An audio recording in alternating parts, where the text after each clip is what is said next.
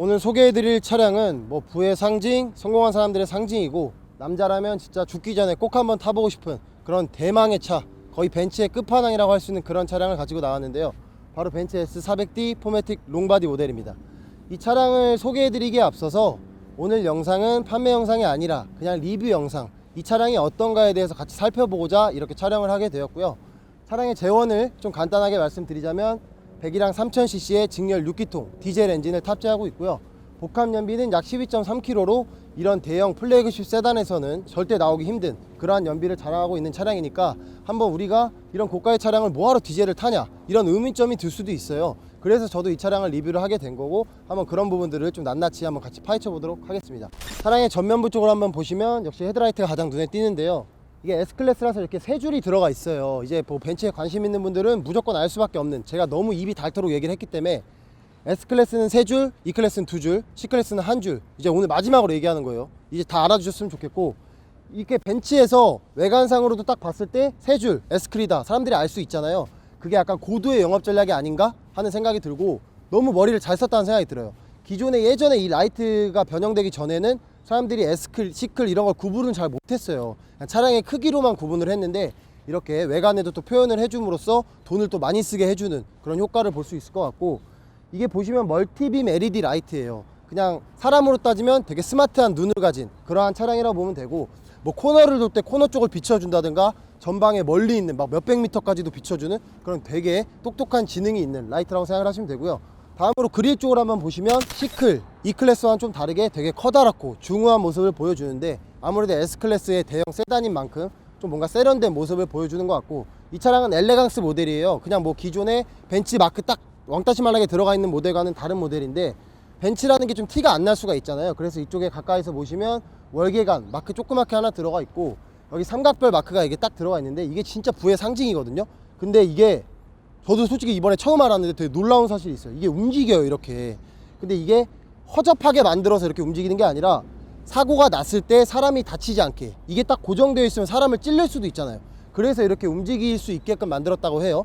근데 뭐 요거를 좀 긍정적으로 생각해서 활용을 해보자면, 내가 오늘 좀 기분이 좋다, 뭐 여자친구를 만나러 간다, 뭐 장모님 만나러 간다 하면 이렇게 딱 빳빳하게 좀 세워가지고 좀 나의 좀 위상을 높여줄 수도 있을 것 같고, 내가 오늘 막 돈 갚을 친구를 만나러 가야 된다, 좀 없어 보여야 된다 하면 이렇게 마크를 딱 죽여버려서 좀 가난한 척을 또 할 수 있는 그런 걸 보여줄 수 있을 것 같고, 다음으로 하단의 범퍼 쪽을 한번 보시면, 요즘 차량들은 진짜 너무 이 하단 범퍼 쪽이 되게 스포티하게 많이 나온다고 생각이 들어요. 얼핏 보면 진짜 AMG 바디킷인가 라는 생각이 들 정도로 되게 날렵하고 세련된 느낌을 많이 보여주고, 이렇게 크롬으로 길게 라인을 빼서 날렵하고 막 빨리 달릴 것 같은 이런 느낌을 주는 것도 너무 좋은데, 다만 조금 아쉬운 게 있다면 이쪽을 사용한 소재가 뭐 플라스틱 같아요, 제가 볼 때는. 근데 이런 고가의 차량을 사용함에 있어서 이런 저렴한 소재를 사용했다는 게 너무 아쉬운 것 같고, 진짜 좀 뜯어가지고 제가 바꾸고 싶은 그런 욕구가 들 정도로 너무 좀 허접하다, 이 부분은 좀 반성을 해야겠다라는 생각이 들어요.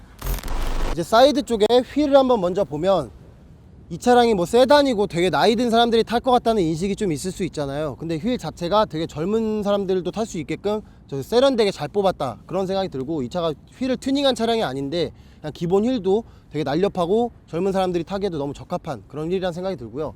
타이어 같은 경우도 현재 광폭 타이어가 들어가 있는데, 아무래도 차량의 크기 때문에 이렇게 광폭 타이어를 쓴 것 같고, 사이드 미러 쪽을 한번 보시면 이렇게 벤츠의 이 LED 라인, 이쪽 사이드 미러의 LED 라인을 되게 별로라고 하시는 분들이 많더라고요. 근데 저 같은 경우에는 사이드 미러는 되게 뭐 디자인도 중요하지만 안정성이 전 최우선이라고 생각을 하기 때문에, 이렇게 LED 라인을 길게 뺀 이 부분은 너무 칭찬해주고 싶고, 저는 디자인 솔직히 촌스럽다고 생각이 안 돼요. 피디님 뭐 촌스러우세요? 이 밑쪽에 또 크롬으로 이렇게 도어 하단에 포인트를 준 것도 너무 예쁜 것 같고, 요런 거 하나하나가 멀리서 봤을 때 되게 반짝반짝 빛나거든요. 그래서 이제 차가 되게 고급져 보인다라는 느낌이 들 것 같고, 요 문도 이게 사실 뭐 아시는 분들은 다 아실 텐데, 요즘에 수입 고급 세단들은 이렇게 세게 닫으면 되게 없어 보이는 거예요. 이게 회장님들도 타고 하기 때문에 그냥 이렇게 살짝 이렇게 놓기만 하면 알아서 문이 좀 착 닫히는 이런 고스트 도어가 또 들어가 있는 옵션이 들어가 있는 차량이고, 차량의 후면부를 한번 보면 역시 테일램프 뭐 너무 눈에 띄죠. 되게 이쁜데, 뭐 앞쪽에 헤드라이트와 마찬가지로 역시 S클이니까 3줄, 뒤에서도 보라 이거죠. 이거 저거 S클이다, E클이다, C클이다 구별해라, 이렇게 또 테일램프로 포인트를 준 부분이 있고, 뭐 가까이서 보면은 진짜 좀 멋스러워요. 진짜 막 다이아몬드 마늘 빻는 기구 있잖아요. 그걸로 막 얇게 쪼개가지고 여기다 넣어놓은 듯한 장인이 한 땀 한 땀 수놓은 그런 느낌이 드는 것 같고, 이쪽에 후면에 보시면 S400D 4000cc라는 뜻은 아니고 현재 이 차량은 3000cc니까 그냥 숫자는 뭐 이 차량의 등급의 옵션이나 뭐 엔진의 사양 그 정도로 표현해 주는 거라고 생각하시면 되고, D는 역시 디젤이고요. 포매틱은 사륜구동을 의미하는데 그냥 벤츠에서 정해놓은 그런 용어예요. 그냥 포매틱은 사륜구동이다, 아우디에서는 쿼트로는 사륜구동이다, BMW는 엑스드라이브가 사륜구동이다, 이렇게 그냥 자기가 관심 있는 차 브랜드에서 좀 외우면 될 것 같고, 머플러 쪽을 한번 보시면 역시 듀얼 머플러가 또 이렇게 탑재되어 있고 크롬으로 이렇게 포인트를 줬는데 그냥 괜찮아요. 딱 봐도 세련돼 보이고 너무 흠잡을 데 없이 디자인을 잘 뽑았다라는 생각이 들고, 트렁크 공간을 한번 얼마나 넓은지 한번 볼게요. 트렁크도 역시 이렇게 자동으로 터치식으로 이렇게 되어 있고, 지금 이게 골프백 하나 들어가 있고 뭐 여러 가지 짐들이 있는데 솔직히 말해서 그렇게 넓지는 않은 것 같아요. 그냥 뭐 국산차로 따지면 뭐 소나타급, 조금 후하게 쳐주면 그랜저 그 정도의 크기인 것 같고, 좀 아쉽죠. 이런 대형 세단은 사업한 사람들, 성공한 사업가들이 많이 타는데 막 골프백도 넣고 여러 가지 넣고 아니면 패밀리카로 쓸 때는 짐도 많이 실어야 되는데 그런 부분은 좀 아쉬운 것 같고, 그래도 이렇게 자동으로 터치식으로 또 이렇게 문이 또 닫히는 부분이고요. 좀 아쉬운 게 있다면 BMW 같은 고가의 차량은 이렇게 발로 이렇게 하면은 막 열리잖아요. 인식돼 가지고. 근데 요건 없어요. 이 차량이 조금 별론가 봐요. 하여튼 차량의 내면을 한번 보도록 할게요. 자, 이제 뭐 핸들 쪽을 한번 먼저 보시면 역시 벤츠, 딱 저는 이게 너무 좋은 것 같아요. 딱 탔을 때 뭔가 진짜 좀 고급스러운 이런 게 위압감이 좀 풍겨져 오잖아요. 맞잖아요, 그거는. 네, 대답 감사하고요. 하여튼 요런 느낌이 너무 좋은 것 같고, 요 핸들도 3스포크로 안정감 있게 딱 운전을 하기에도 너무 편한데, 이게 자칫해 보면 이 소재가 우드 형태의 소재인데 조금 올드해 보일 수 있어요. 나이 든 사람들이 보통 요런 거 선호하잖아요. 근데 이쪽에 옆쪽에 이렇게 운전할 때 가장 많이 잡는 부분은 가죽을 덧댐함으로써 디자인적으로도 좀 젊은 사람들이 배려한 부분도 있는 것 같고, 운전하기에도 안 미끄러지고 편하게 할 수 있는 것 같고요.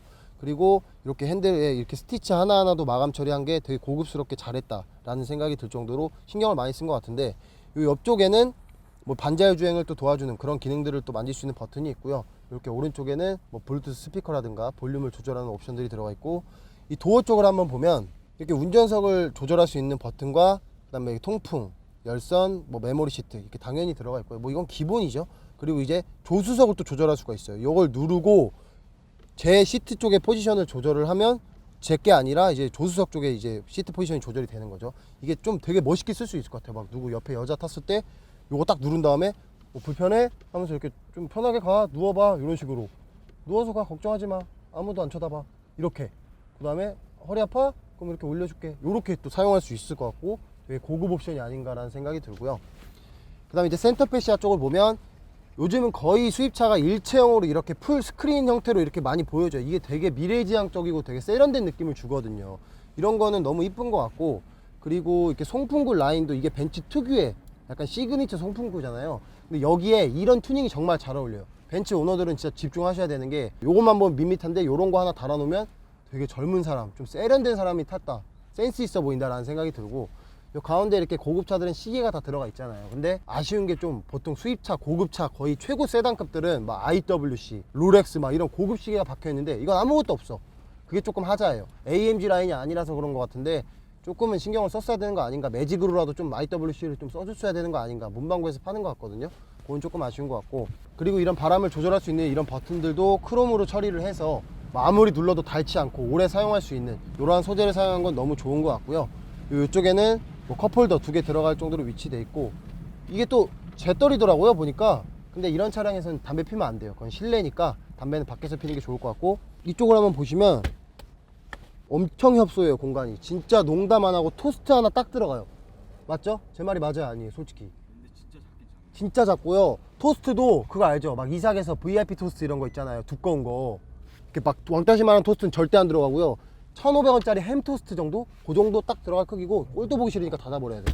선글라스 룸미러 또 이렇게 위치해 있고, 이런 기능들이 있어요. 막 SOS, 나 지금 위급하다, 아니면 뭐 고장났다, 이런 버튼들로 할 수 있고, 이쪽에 들어와 있는 이 미러등 있잖아요. 이게 되게 고급스러워요. 막 뭔가 샹들리에 좀 작은 거 막 달아놓은 느낌? 진짜 이 밑에다 테이블 깔고 바로 와인 한 잔 마셔도 될 정도로 너무 고급스럽다는 생각이 들고, 이런 룸미러도 투박하지 않고 되게 세련되고 슬림하게 잘 뽑았다 라는 생각이 들고요.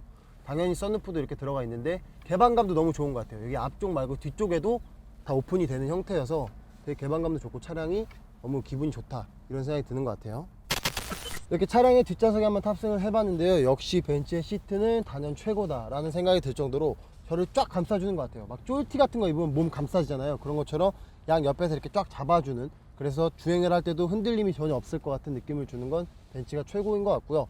이 도어 쪽을 한번 보시면 역시 앞좌석과 거의 동일해요. 열선 통풍, 뒷좌석에도 이렇게 배려가 되어 있고 메모리 시트 들어가 있고요. 이렇게 도어, 뒷좌석도 시트 조절이 되는 차량은 많지는 않은데 이 차량은 당연히 고급 차량이고 회장님 또 차량이다 보니까 이렇게 들어가 있고, 요게 뭐냐면 회장 전용 그런 옵션이라고 보면 돼요. 뭐냐면 이렇게 딱 누르면 정말 어마어마하지 않습니까? 정말 어때요? 어울리나요 피디님? 이건 좀? 저랑요. 이게 발판이 좀 하자다. 이게 좀 나와줘야 되는 건데 고장나봐요 이거는. 그러니까 원래는 나올 수밖에 없거든요. 솔직히 막말로 이러고 있는 거 웃기잖아요. 맞잖아요. 근데 안 나오는 거 보니까 요거는 차주가 조금 미흡했다. 그러니까 회장이 아니라는 거죠, 차주는 솔직히. 그리고 조금 아쉬운 게 있다면 여기서 원상복귀가 안 돼요. 그러니까 저 앞좌석에서 다시 가가지고 이거를 이렇게 앞으로 막 이렇게 뛰어가가지고 여기서 다시 해야 돼요. 이렇게 앞에서 이렇게 일일이 조절을 해야 되는 좀 번거로움은 있는 것 같고요. 이쪽을 또 보여주시면 이 차가 5인승 차량이잖아요. 근데 당연히 5인이 타기 너무 좁죠. 근데 이런 대형 세단을 타면서 누가 5인이 꽉꽉 채워 타겠습니까? 요거를 제끼면 탈 수야 있어요 이쪽에. 근데 여기 저번에도 말씀드린 것 같은데 여기 누가 타고 싶겠어요 솔직히. 이런 차량은 5인승이지만 사실은 4인승에 적합한 그런 차량이다 라고 보시면 될 것 같고, 그리고 뭐 이쪽에 기본적으로 방향을 뭐 에어컨, 통풍 조절할 수 있는 버튼들이 당연히 들어가 있고, 역시 지루하지 않도록 이렇게 스마트 TV 같은 게 또 이렇게 옵션이 장착되어 있고요. 이런 게 옵션인지 기본 사양인지는 모르겠어요. 근데 고가의 차량이다 보니까 당연히 들어가야 될 사항이라고 보여지고요. 하여튼 뒷좌석은 제가 키가 183인데도 불구하고 굉장히 널찍하고 편안한 환경을 제공하는 그런 좌석인 것 같아요. 이제 주행을 한번 해보도록 할 건데요. 저는 계기판 쪽을 보시면 뭐 스포츠 모드, 클래식 모드 여러 가지 있잖아요. 저는 남자답게 스포츠 모드로 하고 달려보도록 할게요. 시동을 딱 걸면 어떠세요? 이 소음감? 조용해요. 진짜 조용해요. 저 깜짝 놀랐어요. 시동 안 건 줄 알았고 그냥 스마트폰 진동 온 줄 알았어요. 그 정도로 조용하다고 보여지고, 한번 멀리는 아니더라도 좀 가까운데 한번 가보도록 할게요.